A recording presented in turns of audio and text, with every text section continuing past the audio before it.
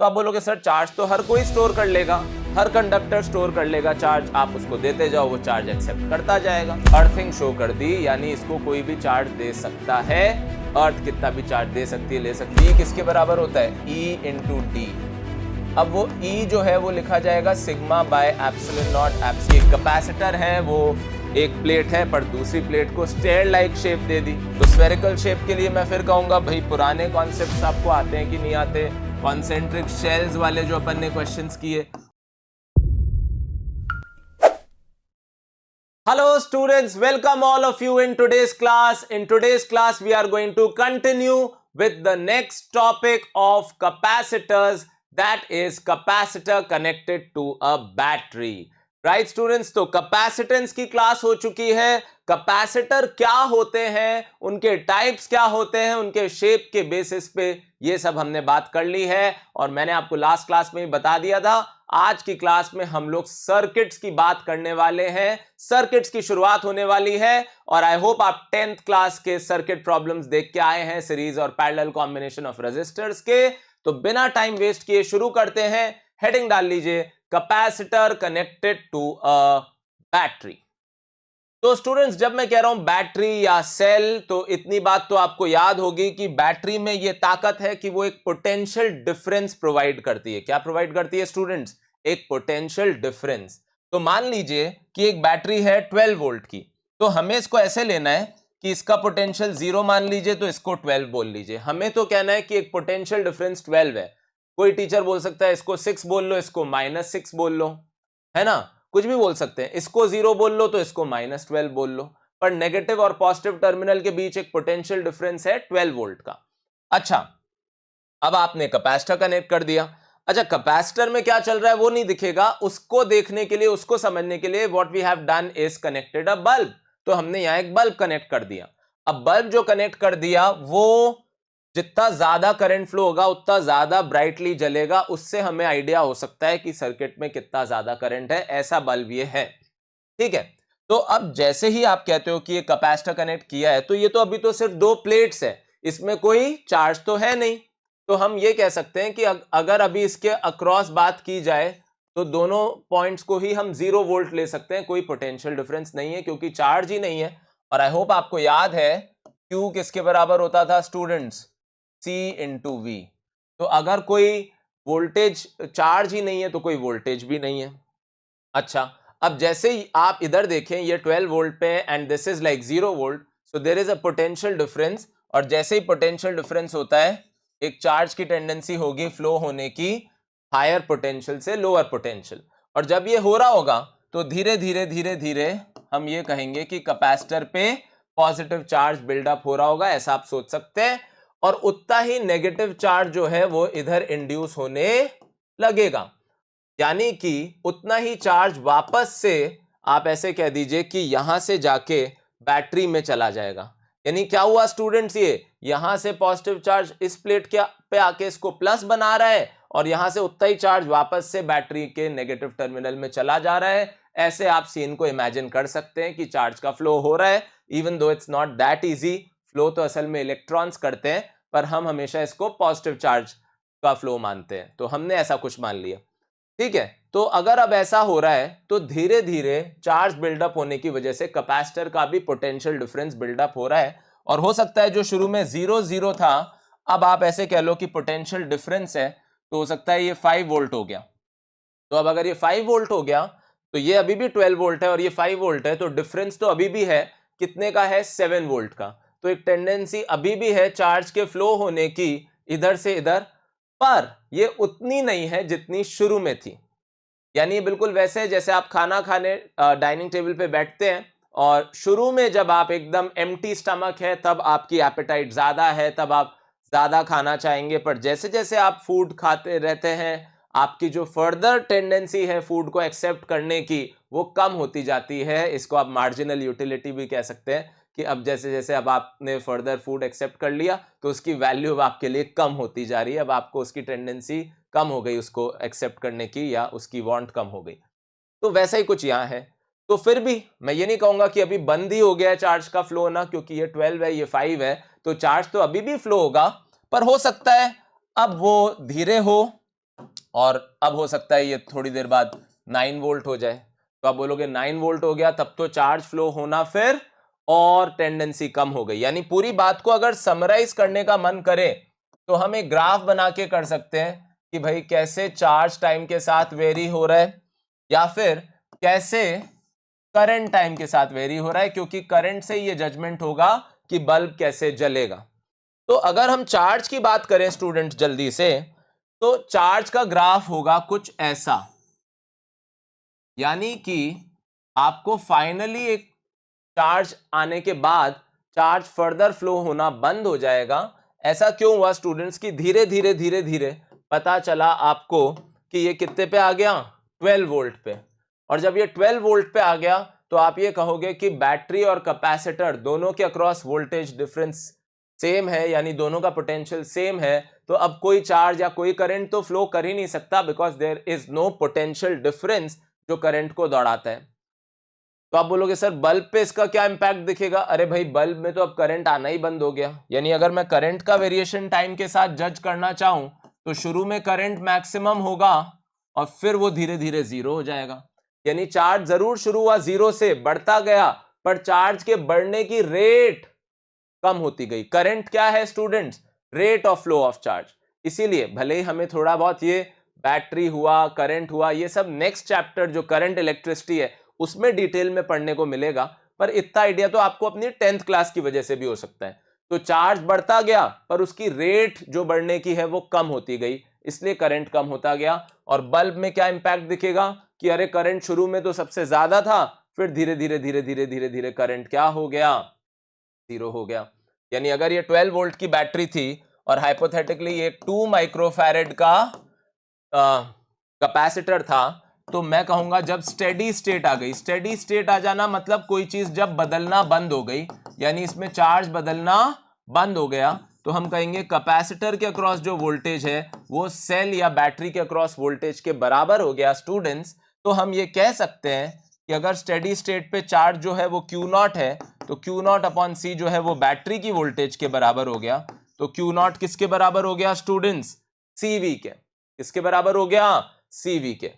इसका मतलब क्या है स्टूडेंट्स? इसका मतलब क्या है कि अगर इस सिचुएशन की बात करें कि 12 वोल्ट की बैटरी थी, तो इस 2 माइक्रोफैरेड को वो लास्ट जो चार्ज दे पाएगी वो कितना दे पाएगी?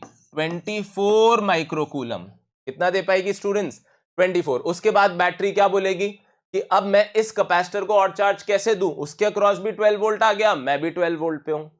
अब तो यही हो सकता है कि कोई दूसरी बैटरी लेके आ जाओ जो इससे भी बड़ी हो, मान लो 24 वोल्ट की, वो लाके रख दी, तो फिर ऐसा हो जाएगा एक बार के लिए फिर से चार्ज फ्लो होना शुरू हो जाएगा। वो भी सिर्फ कब तक होगा? जब तक वो 24 वोल्ट पे नहीं आ जाता। यानी देर सवेर स्टेडी स्टेट तो आ ही जाएगी, और एक बार स्टेडी स्टेट आ गई तो उसके बाद करंट क्या हो जाएगा स्टूडेंट्स? जीरो। करंट क्या हो जाएगा? जीरो। तो धीरे धीरे धीरे धीरे, वैसे धीरे धीरे बोल रहा हूं, प्रैक्टिकली ये स्टेडी स्टेट आने में जो टाइम लगता है ये कुछ माइक्रो सेकेंड से मिली सेकेंड ही होता है। ये एक थोड़ा दिल दुखाने वाली बात है कि ये करंट फ्लो तो हुआ कैपेसिटर में या सर्किट में, पर ये सिर्फ कुछ माइक्रो या मिली सेकेंड के लिए ही हुआ। तो आप बोलोगे सर फिर तो बल्ब जला ही क्या? फिर तो वो माइक्रो सेकेंड या मिली सेकेंड के लिए जला, और आप बोल रहे हो वो धीरे धीरे धीरे धीरे डिम हो जाएगा। वो धीरे कुछ नहीं होगा, वो धीरे तो तभी लग सकता है अगर बहुत स्लो मोशन कैमरा से इसका वीडियो बनाया जाए, तो धीरे धीरे आपको दिखेगा कि ये ऐसे ऐसे इसकी ब्राइटनेस खत्म हो गई, ठीक है। वरना प्रैक्टिकली आप बात करो तो देखा जाए तो स्टेडी स्टेट आने के बाद, किसके बाद स्टूडेंट्स? स्टेडी स्टेट आने के बाद अगर करंट जीरो ही हो गया तो हम तो ये कहेंगे उल्टा कि जो सर्किट की रेजिस्टेंस है करंट को मतलब रोकने की जो रेजिस्टेंस है वो लगभग किसको टेंड कर गई? इनफाइनाइट। यानी जैसे ही कैपेसिटर कनेक्ट कर दिया, भले ही इसकी रेजिस्टेंस कितनी कम क्यों ना हो, कैपेसिटर के आते ही करंट एक पल के लिए फ्लो होके फिर फ्लो होना ही बंद हो गया। यानी आप तो इसको ऐसे भी मान सकते हो कि कैपेसिटर आते ही वो ब्रांच क्या हो गई स्टूडेंट्स? ओपन सर्किट हो गई। क्या हो गई? Open circuit. और हम तो इस बात से ज्यादा मतलब रखते हैं फिलहाल कि भाई स्टेडी स्टेट आ जाती है कुछ मिली सेकेंड्स में ही, तो उसको हटा दो तो बाकी टाइम तो करंट फ्लो हुआ ही नहीं, और रेजिस्टेंस तो इनफाइनाइट रह गई सर्किट की। और अगर रेजिस्टेंस इनफाइनाइट रह गई तो फिर तो देखा जाए तो बस एक शुरू का रिस्पॉन्स था, ये चार्ज बिल्डअप हो गया, कैपेसिटर की चार्जिंग हो गई और फर्दर वो चार्ज होना बंद हो गया। हाँ, एक चीज कर सकते हो, अच्छा अब चार्ज हुआ कैपेसिटर है, हटा दो बैटरी को और दोनों को प्लेट्स को आपस में कनेक्ट कर दो, यानी पॉजिटिव प्लेट जो हायर पोटेंशियल पे उसको नेगेटिव प्लेट से कनेक्ट कर दो, वो जरूर अपना चार्ज इसको दे देगी। और फिर हम क्या बोलेंगे कि उल्टा कैपेसिटर की क्या शुरू हो गई, डिस्चार्जिंग। क्या शुरू हो गई स्टूडेंट्स? तो कैपेसिटर की एक तो होती है चार्जिंग मोड और दूसरा क्या होता है स्टूडेंट्स, डिस्चार्जिंग। तो आप बोलोगे सर ये तो मोबाइल फोन की बैटरी जैसा है कि हम जैसे चार्ज करते हैं फोन को, फिर वो हम जब उसको यूज कर रहे हैं तो वो डिस्चार्ज हो रहा है। तो कैपेसिटर भी चार्ज भी हो सकता है, डिस्चार्ज भी हो सकता है, बट बहुत बड़ा अंतर है कैपेसिटर और सेल में। जहां सेल के अक्रॉस वोल्टेज क्या रहता है हमेशा, सेल के अक्रॉस वोल्टेज हमेशा क्या रहता है स्टूडेंट्स, सेम रहता है, पर कैपेसिटर के अक्रॉस जो वोल्टेज है वो चेंज होती है। तो बैटरी ने कैपेसिटर को चार्ज किया, कितना वर्क किया बैटरी ने? तो आप बोलोगे मान लो सर Q चार्ज दिया और Q नॉट चार्ज दिया और V वोल्टेज पे दिया, तो बैटरी का वर्क डन कितना है, QV।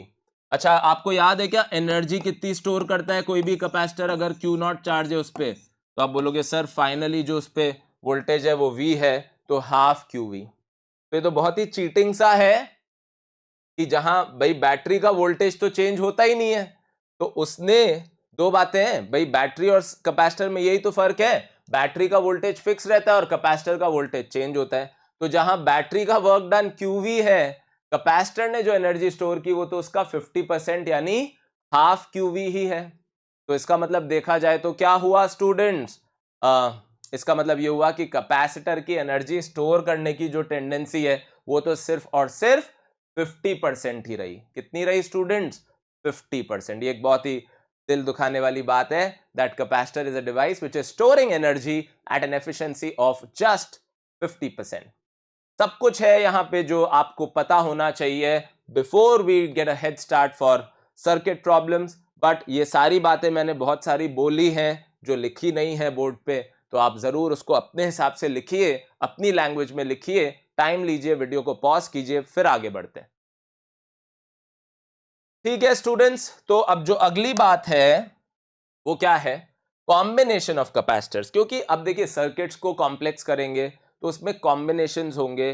कॉम्बिनेशन की बात बिल्कुल वैसी ही है जैसे मैं हमेशा समझाता हूं, जैसे 10th क्लास के बच्चे को भी कोई समझाएगा कि मान लीजिए आपको अपने गार्डन में पानी देना है पाइप के थ्रू, और जो पाइप है टैप से लेके गार्डन तक उसकी लेंथ इनसफिशिएंट है, वो गार्डन तक नहीं पहुंच रहा। तो आप क्या करोगे, सर एक काम करते हैं एक और पाइप ले आते हैं, और ऐसा नहीं कि उसको यूज नहीं करेंगे जो ऑलरेडी है, उसके आगे एक जॉइंट लगा देंगे और उस पाइप को फर्दर कनेक्ट कर देंगे। तो यहां आपने दो पाइप की मदद ली और पानी जो है गार्डन तक पहुंच गया, एक के बाद एक, एंड टू एंड। तो इसका मतलब क्या हो गया, इसका मतलब हो गया सीरीज कॉम्बिनेशन। क्या हो गया, सीरीज, कि जो पानी पहले पाइप से जाएगा वही पानी दूसरे पाइप से जाएगा। यानी अगर ऐसा कुछ बना दिया जाए तो कि ये एक पाइप है और उसके बाद दूसरा पाइप है, रिगार्डलेस ऑफ किस पाइप की लेंथ ज्यादा है कम है, एरिया ज्यादा है कम है, वो सेम फ्लो बनेगा। तो that is what happened in series combination of resistors also, right. तो पैरेलल कॉम्बिनेशन में क्या होता है, अब इसके लिए मैं एग्जांपल देता हूं। मान लो आप ओवरहेड टैंक से अंडरग्राउंड टैंक फिल कर रहे हैं और एक टैंक से दूसरा टैंक फिल करने में आपने एक पाइप लगा दिया, और आपको लग रहा है यार ये तो बहुत टाइम लगने वाला है, पाइप से पानी जो है वो धीरे धीरे जा रहा है और आपको इसको जल्दी फिल करना है। तो आप क्या करोगे यार, पैरेलल में एक और पाइप लगा देते हैं, एक और पाइप लाते हैं, वो भी कनेक्ट कर देते हैं दोनों टैंक्स के बीच में, तो वो पाइप तो काम कर ही रहा है और ये भी पैरेलल में काम शुरू कर देगा। इसीलिए तो नाम पैरेलल कॉम्बिनेशन है कि एक पाइप है और फिर पैरेलल में ही क्या कर दिया, एक दूसरा पाइप लगा दिया। तो ये दोनों पाइप कैसे काम कर रहे हैं स्टूडेंट्स, ये दोनों साइमल्टेनियसली काम कर रहे हैं। तो ये आपका हो गया सीरीज कॉम्बिनेशन और ये आपका हो गया पैरेलल कॉम्बिनेशन। इससे आपका ये जो चार्ज को फ्लो करने की रेट है, करंट को फ्लो करने की रेट है, वो जल्दी जल्दी फ्लो हो गया, ठीक है, या ज्यादा फ्लो हो गया। तो ये है सीरीज और पैरेलल कॉम्बिनेशन। अब सीरीज और पैरेलल कॉम्बिनेशन को अपन कैपेसिटर के पॉइंट ऑफ व्यू से देखते हैं। तो आप एक बार पहले इसका सर्किट बनाओ। तो जब अपन सीरीज कॉम्बिनेशन को डिस्कस कर रहे हैं स्टूडेंट्स, तो सबसे पहले हम कहेंगे कि नो मैटर व्हाट, कि इसकी कैपेसिटेंस क्या है, इसकी क्या है, इसकी क्या है, इससे कोई फर्क नहीं पड़ता, सब में सेम चार्ज फ्लो करेगा। अरे सर कैसे, अभी समझाता हूं। मान लो इस पे प्लस क्यू आया तो ये क्या इंड्यूस करेगा, माइनस क्यू।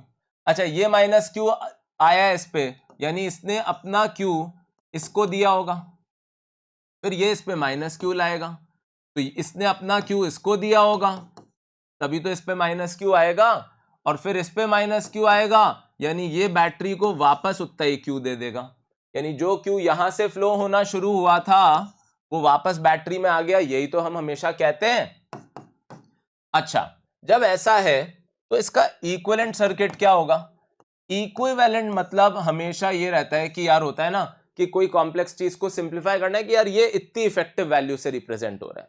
इसका उल्टा मतलब भी हो सकता है। उल्टा मतलब क्या हो सकता है, मान लो आपको कोई सर्किट में 2/3 माइक्रोफैरेड का कैपेसिटेंस चाहिए, कितने का, 2/3, पर आप बाजार में ढूंढने गए तो 2/3 माइक्रोफैरेड का कैपेसिटर मिला ही नहीं, तो क्या मिला आपको, आपको 1 का, 2 का, 3 का मिल गया। तो आपको कुछ ऐसा अरेंजमेंट देखना है कि यार अब 2/3 का कोई कस्टमाइज्ड कैपेसिटर तो आप कंपनी को ऑर्डर देने से रहे, तो आप 1, 2, 3 कोई ऐसे मिक्स कर दो, ऐसे अरेंज कर दो कि वो इफेक्टिव काम 2/3 का ही कर दे, तो वो ज्यादा सस्ता ऑप्शन है कि रादर देन आप एक कस्टमाइज्ड कैपेसिटर लो, आप स्टैंडर्ड कैपेसिटर से वो इफेक्टिव वैल्यू बना लो। तो उसको हम क्या कहेंगे, इन सबका इक्विवेलेंट कैपेसिटर। क्या कहेंगे स्टूडेंट्स, इक्विवेलेंट कैपेसिटर। तो सर क्या कहना चाह रहे हो आप, तो चलो समझते हैं बात को, क्या हो रहा है यहां पे। तो वोल्टेज, तो सीरीज कॉम्बिनेशन में क्या मेन बात रही, सर चार्ज तो सब में डेफिनेटली सेम जाएगा, और वोल्टेज या पोटेंशियल डिफरेंस क्या होगा, सब में डिवाइड। यानी अगर इसका पोटेंशियल कुछ 12 वोल्ट है तो ये तीनों मिलके 12 वोल्ट कंज्यूम करेंगे। यानी क्या ये लिख सकते हैं हम, बहुत इजी सी बात है, V is equal to V1 plus V2 plus V3, of course लिख सकते हैं। इसके हिसाब से सोचे तो V क्या है, Q बाय C इक्विवेलेंट। इसके क्रॉस जो वोल्टेज है वो क्या है, Q बाय C1। इसके क्रॉस जो है वो क्या है, Q बाय C2। इसके क्रॉस जो है वो क्या है, Q बाय C3। तो Q कॉमन आके कैंसिल, तो 1/C इक्विवेलेंट क्या आ गया students, 1/C1 plus 1/C2 plus 1/C3। तो ये क्या हो गया स्टूडेंट्स, तो आप बोलोगे सर ऐसा तो रेजिस्टर में पैरेलल में आता था, यहां तो उल्टा आना ही है, क्योंकि यहां V Q बाय C है, वहां V I इंटू R था। अच्छा अगर इसी में दो कैपेसिटर्स हो तो मैं तो कहता हूं उसको आप ऐसे मत याद रखो, क्योंकि इसमें अक्सर रेसिप्रोकल करने की गलती हो जाती थी। तो C इक्विवेलेंट आप ऐसे याद रखो, C1 C2 अपॉन, वरना फिर वही वाला होगा केस जो आपके 10th में कई बार हो जाता था कि अरे आंसर तो 6/5 था और मैं 5/6 लिखे आया हूं, क्या लिखी आई, क्यों, क्योंकि रेसिप्रोकल करना भूल ही गए कि फॉर्मूला 1/C इक्विवेलेंट का है, C इक्विवेलेंट का नहीं है। तो ऐसे याद रख लो, अगर दो ही कैपेसिटर है तो C इक्विवेलेंट किसके बराबर है students, C1 C2 upon C1 plus C2। अच्छा इसमें भी अगर n आइडेंटिकल कैपेसिटर्स है, होता है ना 2 माइक्रोफैरेड के 10 कैपेसिटर लगा दिए, तो अगर क्या है स्टूडेंट्स, n आइडेंटिकल कैपेसिटर्स, क्या है n, तो आप क्या लिखोगे, 1/C equivalent is equal to 1/C plus 1/C plus and so on 1/C, ऐसी n टर्म्स होगी।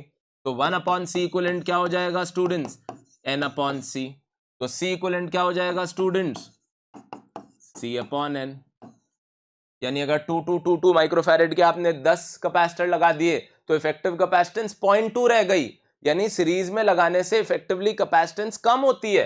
प्रूफ करूं आपको, देखो मान लो C1 है 2 माइक्रोफैरेड और C2 है 3 माइक्रोफैरेड, तो आप क्या बोलोगे, इक्विवेलेंट क्या है, अरे सर 2 × 3/2 + 3, यानी इक्विवेलेंट क्या है स्टूडेंट्स, 6/5, यानी 1.2 माइक्रोफैरेड। तो हो गया ना फैसला कि जो इफेक्टिव कैपेसिटेंस आएगी सीरीज में कंबाइन करने से वो दोनों से ही छोटी आएगी।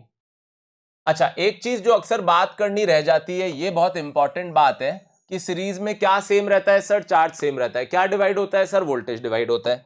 तो मान लो मैं कहता हूं ये 1 माइक्रोफैरेड है, मान लो ये 2 माइक्रोफैरेड है, और ये मान लो 3 माइक्रोफैरेड है, तो सीरीज में क्या सेम रहेगा, अरे सर सीरीज में चार्ज सेम रहेगा, तो क्या डिवाइड होगा, वोल्टेज। कौन सबसे ज्यादा वोल्टेज खाएगा?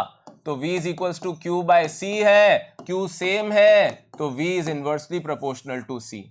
यानी 1 माइक्रोफैरेड, 2 माइक्रोफैरेड और 3 माइक्रोफैरेड में जो सबसे ज्यादा वोल्टेज खाएगा वो 1 माइक्रोफैरेड खाएगा।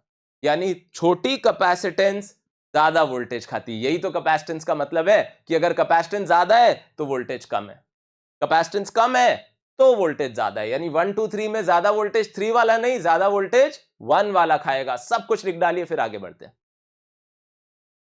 ठीक है स्टूडेंट्स, तो अब बात करते हैं जल्दी से पैरेलल कॉम्बिनेशन की। अब ज्यादा जोर नहीं आएगा समझने में चीजें। यहां से Q चार्ज गया, यहां Q1 गया, यहां Q2 गया, यहां Q3 गया। यानी इस बार पैरेलल है, यानी सबको सेम वोल्टेज मिलेगा। यानी अगर ये A है टर्मिनल, तो ये सब A ही होंगे, क्योंकि कनेक्टिंग वायर पे पोटेंशियल चेंज नहीं होगा, सेम पोटेंशियल है, सेम कंडक्टर है। ये B है तो ये भी B है, तो ये भी B है। इसका मतलब सबको जो वोल्टेज मिल रहा है वो क्या है इस बार? अरे सर, इस बार वोल्टेज क्या है सबके लिए? सेम। और इस बार चार्ज क्या हो रहा है सबके बीच में? बट रहा है, यानी डिवाइड हो रहा है। तो क्या ये लिखना सही होगा students that Q is equals to Q1 plus Q2 plus Q3? और अब इन सबका इक्विवेलेंट क्या होगा? तो इक्विवेलेंट एक कैपेसिटर होगा जो भी उस वोल्टेज उस बैटरी से उतना ही चार्ज खींच लेगा जितना तीनों ने मिलके खींचा। यानी C equivalent into V is equals to C1 into V plus C2 into V plus C3 into V। सब कुछ इजी है। तो C इक्विवेलेंट क्या आ गया students? C1 plus C2 plus C3। और अगर n आइडेंटिकल कैपेसिटर्स हो तो ये बिल्कुल उल्टा हो गया ना। जो रजिस्टर में किस में आ रहा था? सीरीज में, वो इसमें किस में आ रहा है? पैरेलल में। तो अगर n आइडेंटिकल कैपेसिटर्स हो तो C इक्विवेलेंट क्या हो जाएगा? बोलो स्टूडेंट्स। सर वो NC हो जाएगा, है ना। यानी यहां पे भी वही वाली बात करें कि भाई पैरेलल में क्या हो रहा है? पैरेलल में क्या हो रहा है सर? चार्ज डिवाइड हो रहा है। क्या सेम रह रहा है सर? वोल्टेज सेम रह रही है। तो अगर V क्या है? V है, या फिर ऐसे लिखो Q क्या है स्टूडेंट्स? ध्यान दीजिएगा, CV। और अगर सबके लिए V सेम है इस बार, तो Q क्या है? Proportional to C। यानी जिसका C ज्यादा है उसी का Q भी ज्यादा है। यानी अगर 1 माइक्रोफैरेड, 2 माइक्रोफैरेड और 3 माइक्रोफैरेड इस बार पैरेलल में है, तो सबसे ज्यादा चार्ज, सबसे ज्यादा कैपेसिटेंस वाली ब्रांच यानी 3 वाली से जाएगा, है ना। ये तो सोच ही सकते हैं भाई, कैपेसिटेंस ज्यादा है तो ज्यादा चार्ज तो वही लेगा ना। जबकि 10th में क्या होता था कि रेजिस्टेंस ज्यादा है तो उस ब्रांच से करंट जाने से थोड़ा बचेगा, यानी कम करंट जाएगा। More resistance less current, but more capacitance more charge. Copy करिए, एक क्वेश्चन करके इस बात को समराइज करते हैं। ठीक है स्टूडेंट्स, तो अब एक क्वेश्चन मैं आपके लिए यहां पे लाया हूं कि एक 3 माइक्रोफैरेड, एक 4 माइक्रोफैरेड और एक 2 माइक्रोफैरेड का कॉम्बिनेशन है। 2 और 4 साफ साफ आपको पैरेलल में दिख रहे हैं भाई। जैसे मान लो इसको मैंने कह दिया A, इसको मैंने कह दिया B और इसको मैंने कह दिया D। C और Q लेने से बचेंगे क्योंकि Q और C चार्ज और कैपेसिटेंस के सिंबल है। तो पहले तो अपन को समझना है कि इसका इक्विवेलेंट क्या है। तो आप बोलोगे सर 2 और 4 किस में? सर 2 और 4 पैरेलल में। तो क्या लिख दूं अगर पैरेलल में है? तो सर एक काम करो, ये 3 माइक्रोफैरेड है और ये पैरेलल कॉम्बिनेशन है 2 और 4 का, तो इसको मान लो 6 माइक्रोफैरेड। और अब ये सर्किट कुछ ऐसा बना लो, ये 10 वोल्ट है, ये रहा आपका A, ये रहा आपका B और ये रहा आपका D। यानी मैंने इससे सर्किट को सिंप्लीफाई कर दिया, पहले इन दोनों को पैरेलल में मान के। अब ये दोनों सर सीरीज में, तो C इक्विवेलेंट क्या होगा? 3 इंटू 6 अपॉन 3 प्लस 6 यानी 18/9 यानी 2 माइक्रोफैरेड। इसका मतलब तो सर ये है कि इन दोनों को भी हटाया जा सकता है और एक सिंगल कैपेसिटर माना जा सकता है 2 माइक्रोफैरेड का। बहुत इजी सा क्वेश्चन है, पर आज बस एक आइडिया देने के लिए। तो सर इसके हिसाब से तो फिर कितना चार्ज जाना चाहिए? स्टेडी स्टेट आ जाएगी तब Q जाना चाहिए C इक्विवेलेंट इंटू V। तो इसका C इक्विवेलेंट 2 है, तो ये कितना जाना चाहिए? 20। तो इससे भी कितना जाना चाहिए? 20। तो इससे भी कितना जाना चाहिए? 20। यानी पूरा अरेंजमेंट 20 माइक्रोकूलम खींचेगा। अब जब ये 20 जा रहा है तो ऐसे भी समझ सकते हैं इसके अक्रॉस कितना वोल्टेज ड्रॉप होगा। अब मैं वोल्टेज लिख रहा हूं स्टूडेंट्स क्योंकि दोनों में ही 20 जाएगा। तो 20/3 वोल्ट, और इसके क्रॉस कितना जाएगा बोलो वोल्टेज? तो आप बोलोगे सर फिर से बनाऊं क्या, वो क्या चीज बोलो, Q C V। तो V क्या होता है? Q/C। तो वो क्या होगा, चार्ज तो 20 जा रहा है, तो 20/6 यानी कितना बोलो 10/3। यानी A और B के बीच में कितना पोटेंशियल डिफरेंस है सर? 20/3 है। और B और D के बीच में यानी ये पोटेंशियल डिफरेंस कितना है? 20/3। समझना भाई बात को। और ये पोटेंशियल डिफरेंस B और D के बीच में कितना है सर? 10/3 है। तो 20/3 इसने ले लिया और 10/3 इसने ले लिया। तो हमारा क्या पहला काम हो गया, हमने क्या सबके अक्रॉस वोल्टेज बता दी? हाँ बिल्कुल बता दी। अब क्या हमें सबके अक्रॉस चार्ज बताना है? बता देंगे। कैसे बता देंगे भाई? इधर से 20 निकला था तो इस पे तो 20 गया, तो इसका चार्ज तो 20 हो गया, पर इनका चार्ज अलग अलग होगा क्योंकि ये 20 के अब आगे जाके दो टुकड़े हो रहे हैं और डेफिनेटली इसमें चार्ज इससे डबल होगा। तो कितना होगा इस पे चार्ज? मान लो Q1, तो वो क्या होगा बोलो CV से। C कितना है? 4 माइक्रोफैरेड, और V कितना है? 10/3।